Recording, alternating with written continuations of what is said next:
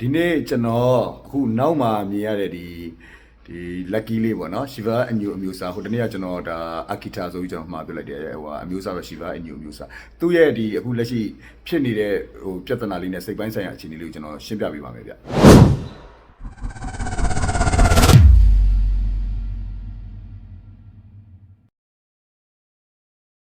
ဟုတ်ကဲ့ဒီတင်နန်းသား lucky လေးမှာကျွန်တော်တို့ခုတင်တဲ့အခါမှာတွေ့ရတဲ့အချက်၃ချက်ပေါ့နော်သူရဲ့လိုအပ်ချက်၃ချက်ကတော့ကျွန်တော်နံပါတ်1ပေါင်းသစ်ဆက်ဆံရေးနံပါတ်2အချက်က အကြောက်လွန်တဲ့ပြဿနာနံပါတ်3အချက်ကသူ့ကိုယ်သူယုံကြည်မှုမရှိတဲ့ပြဿနာပေါ့နော်မွေးရပါဗီဇကိုကလည်းဒီကြောက်စိတ်ကြီးတဲ့ဗီဇလေးတစ်ခုပါနေတာလည်းပါပါတယ်ဗျအဲ့တော့ဒီ၃ချက်ပါအကြောင်းရှိလဲဆိုကျွန်တော်ဒီကလေးတွေဥမာဟိုအရွယ်ရောက်လာတဲ့အခါမှာကျွန်တော်ကဟိုလက်ချင်ငံပေါ့အပြင်ဟိုသွားပြီးလမ်းထွက်လျှောက်တဲ့အခြေအနေမျိုးမရှိခဲ့ဘူးနောက်တစ်ခါကလေးကိုတီးခြားထားတာပေါ့နော်ဟိုလက်ပွန်းကြီးမရှိတဲ့အခြေအနေမျိုးမှာကလေးတစ်ပြေးပြေးနဲ့ယုံကြည်မှုမဲ့လာတဲ့အခြေအနေမျိုးရောက်လာတာပေါ့အဲ့ဒီလိုကလေးမျိုးကိုကျွန်တော်တို့ကင်တွဲတဲ့အခါမှာဟိုစိတ်ရှည်ဖို့လို့ကျွန်တော်ကနောက်တစ်ခုကဒီ boundary တစ်ခုကိုကျွန်တော်တိုးချက်တော့မယ်ဆိုရင်ဟိုချက်ချင်းသွားပြီးတော့ဟိုကလေးကိုခေါ်သွားပြီးဟိုလောက်တာမျိုးလုပ်လို့မရဘူးအကြိုင်ပို့ပြီးတော့ယုံကြည်မှုမဲ့လာမယ်လူတွေပို့ပြီးတော့ဟိုယုံကြည်မှုမရှိတော့ဘူးပေါ့နော်အဲ့တော့အဲ့လိုယုံကြည်မှုမရှိတဲ့အခါမှာသူ့ရဲ့စိတ်ပိုင်းဆိုင်ရာလည်းပို့ပြီးအကြောက်စိတ်တွေပိုများလာတယ်ပေါ့အဲ့တော့ကျွန်တော်ကအချိန်ပေးပြီးတော့ဟိုဖြည်းဖြည်းချင်းပဲကျွန်တော်ကဆွဲခေါ်ရတယ်ပေါ့နော်ဟိုပထမ state တစ်ခုမှာကျွန်တော်လှောင်ရင်ထဲမှာသူ့ကိုလုံးတယ်နံပါတ်ပြီးသွားရင်လှောင်ရင်ထဲမှာသူ့ကိုယုံကြည်အောင်ပေါ့သူ့အဲ့လိုပေါ့လက်ပွန်းကြီးနေပြီးတယ်နောက်အဲ့လှောင်ရက်နေမှာကျွန်တော်ကဒီမှာတင်တန်းကွင်းနဲ့ကနေမှာဟို channel ကနေမှာကျွန်တော်အပြင်ပေါ့လို့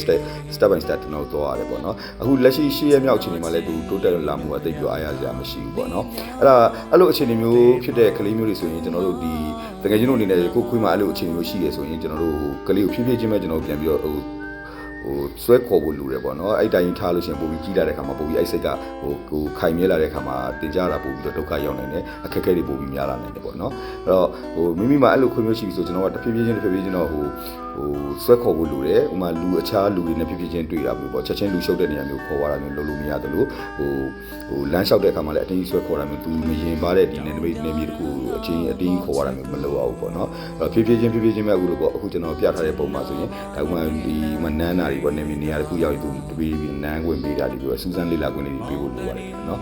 ဟုတ်ကဲ့ဒါကတော့လက်ရှိ lucky လေးရဲ့ဒါ10ရက်မြောက်အချိန်ကြီးပေါ့နော်အဲ့တော့တိတ်ပြီးတော့ကျွန်တော်တို့တိုးတက်လာမှုတော့မရှိသေးဘူးပေါ့အဲ့တော့ခွေးတစ်ကောင်ရဲ့ဒီသူ့ရဲ့ဒီအကျဉ်းစရိုက်လက္ခဏာမှာလည်းအချိန်တိုင်းတာတစ်ခုမှကျွန်တော်ကသတ်မှတ်ပြီးလို့မရဘူးဗျဟိုသူ